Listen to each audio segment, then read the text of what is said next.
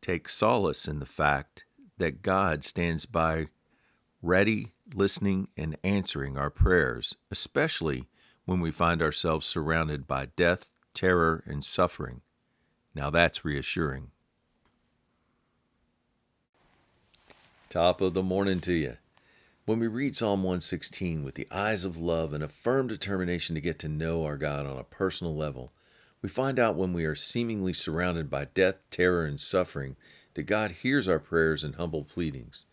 Having come to know God listens and hears his children from experience, the psalmist in verse 2 proclaims, "Because God has inclined his ear," in other words, listens, "therefore I will call upon him as long as I live to save my life and deliver me."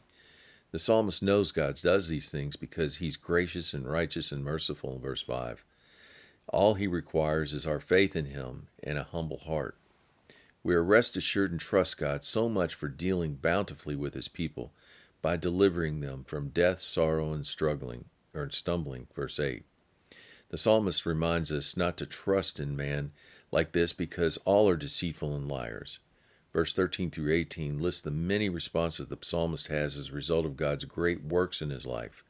They are, he chooses to praise the Lord in public and pledge allegiance to him. These actions inspire him to keep the vows after being rescued.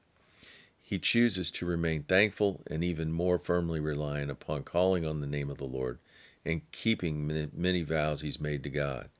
He feels deeply in debt, verse 12. What shall I render to the Lord for all his benefits he's given us? He commits to being God's servant and his son because, verse 16, you have loosed my bonds, set him free, in other words, which inspires verse 17, I will offer to you a sacrifice of thanksgiving and will choose to call on the name of the Lord in the presence of all God's people.